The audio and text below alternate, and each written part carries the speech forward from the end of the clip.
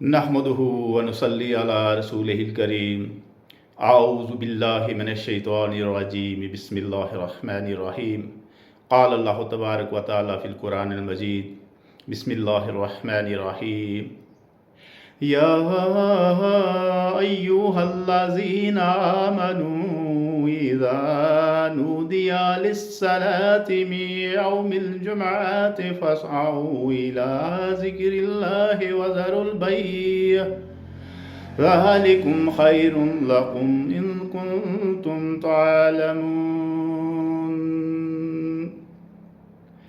अल्हम्दुलिल्लाह, आज रमज़ान मुबारक का तीसरा जुमा है और आज से ही तीसरा अशरा भी शुरू होने जा रहा है।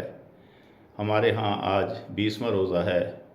दुनिया के कई ममालिक में आज 21वां रोज़ा है, यानी कई ममालिक में तो तीसरा अशरा कल शाम से शुरू हो चुका है। अल्लाह का बेहद बार शुक्र है कि जिसने माह रमज़ान ज़िंदगी में फिर नसीब फरमाया। बहुत सारे ऐसे भाई और बहनें भी हैं जो इस माह रमज़ान में दुनिया से रुखसत कर गए। दुआ है कि अल्लाह तबारक व तआला उनकी बख्शिश फरमाए और उनका दाखिला अबदी जन्नतों में उनकी नसीब फरमाए। जुमा के दिन जैसा कि आप जानते हैं, नहा धो करके जो मर्द हजरात हैं उनको मसाजिद में जाना है, जल्दी करनी है ताकि वक्त पे पहुंच जाएं। यूं भी मसाजिद में माह रमज़ान में ज़्यादा ही भीड़ होती है बाकी महीनों के मुकाबले में। और इसके साथ साथ जुमा के दिन जो हमारे आबा व अजदाद, हमारे भाई बहनें दुनिया से चले गए हैं तो अपने अपने कब्रिस्तान में जाना है। ये नबी रहमत सल्लल्लाहु अलैहि वसल्लम का फरमान है। आप सल्लल्लाहु अलैहि वसल्लम का मामूल था कि आप जुमा के दिन सुबह को कब्रिस्तान में जाया करते थे, जन्नतुल बकी में जाया करते थे। तो हमें जाना है और उनके लिए दुआई मग़फ़िरत करनी है अल्लाह के हज़ूर रोकर गिड़गिड़ा कर, क्योंकि उनमें से हमारे वालिदैन हैं, हमारे भाई हैं, बहनें हैं और कुछ रिश्तेदार हैं और बाकी जो हैं वो इस्लामी भाई और बहनें हैं। उनके लिए दुआ करनी है अल्लाह से मिन्नत और समाजत करके कि या अल्लाह इनकी मग़फ़िरत फरमा, और हम भी आने वाले हैं, हमारी भी मग़फ़िरत फरमा। इस तरह से दुआ करें। सूरह फ़ातिहा भी पढ़नी है, सूरह यासीन पढ़ लें, 4 कुल पढ़ लें और जो दुआएं आपको आती हैं, दुरूद शरीफ पढ़ें। जुमा के दिन दुरूद पाक कसरत से पढ़ना है और उनके लिए दुआ करनी है कि या अल्लाह इनका अगर किसी को अज़ाब कब्र हो रहा है तो वो उसको माफ़ फरमा दे। हमने भी इधर ही आना है और इस कब्रिस्तान में दायमी बारिश बरसा दे हमेशा के लिए, अपनी रहमत की, अपनी बख्शिश की, ताकि ये सिलसिला क़यामत की सुबह तक जारी रहे।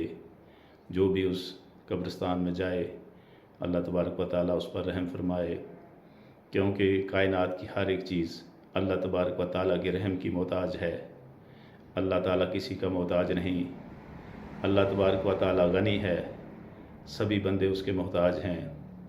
अल्लाह तबारक व तआला बेनियाज है, सब उसके नियाज़मंद बंदे हैं। इसलिए आज जुमातुल मुबारक है, जुमातुल मुबारक है, वो भी रमज़ान का तीसरा जुमा, और इसके बाद जुमातुल विदा आएगा इंशाअल्लाह। तो अल्लाह का शुक्र अदा करना सबसे पहली बड़ी बात है। अल्लाह का ज़िक्र और अल्लाह का शुक्र, ये दोनों चीज़ें हैं, इन्हीं में कामयाबी का राज है। नाशुक्री से अल्लाह तबारक व तआला बचाए। अल्लाह ताला ने नाशुक्रों के लिए ज़िल्लत का अज़ाब तैयार रखा है। हर हाल में शुक्रगुज़ारी ही ज़िंदगी का शार बना लेना चाहिए। और जिस पाक परवरदिगार ने ज़िंदगी अता फ़रमाई, ज़िंदगी से बढ़कर कोई चीज़ नहीं, और ज़िंदगी और मौत के बीच में एक मुअय्यन वक्त है जो अल्लाह तबारक व तआला ने हमको अता किया है, बहुत ज़्यादा कीमती है। اس کی ایک ایک گھڑی، اس کا ایک ایک پل بہت زیادہ قیمتی ہے۔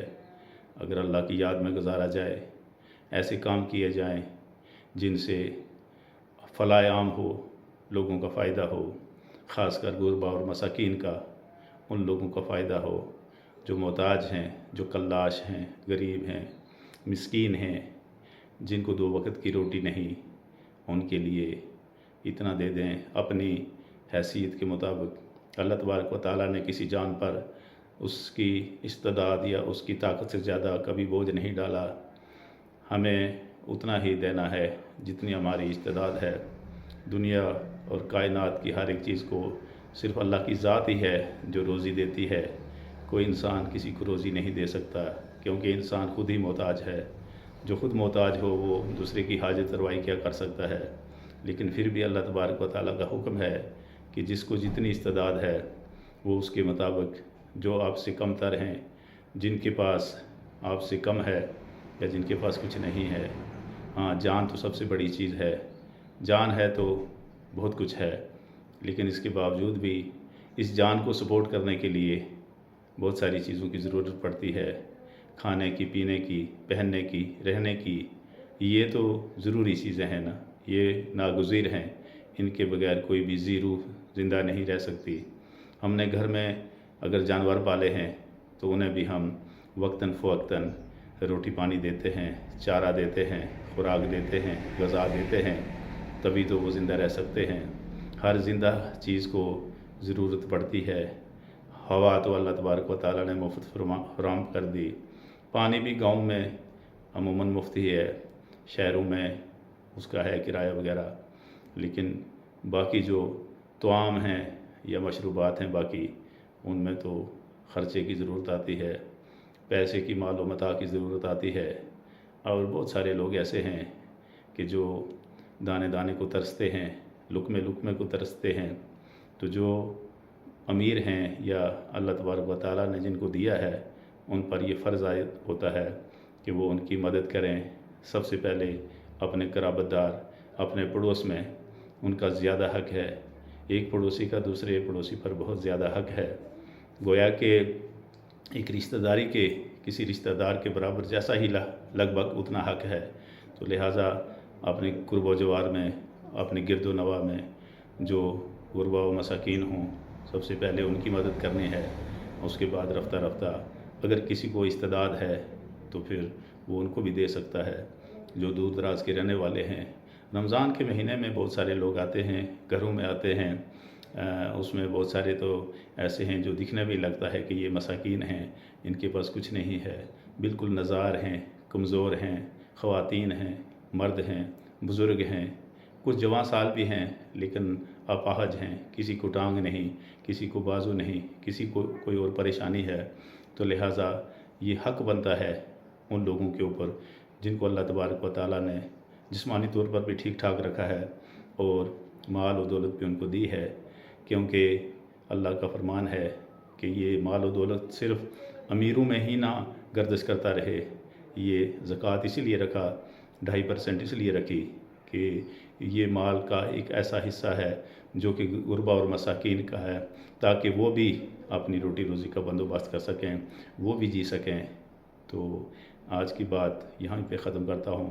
اللہ تبارک و تعالیٰ مجھے اور سب مومنین مومنات کو قرآن اور سنت کے اوپر چلنے کی توفیق نصیب فرمائے، نیکیوں کے قریب تر کر دے اور برائیوں سے دور کر دے۔ وآخر دعوانا ان الحمدللہ رب العالمین۔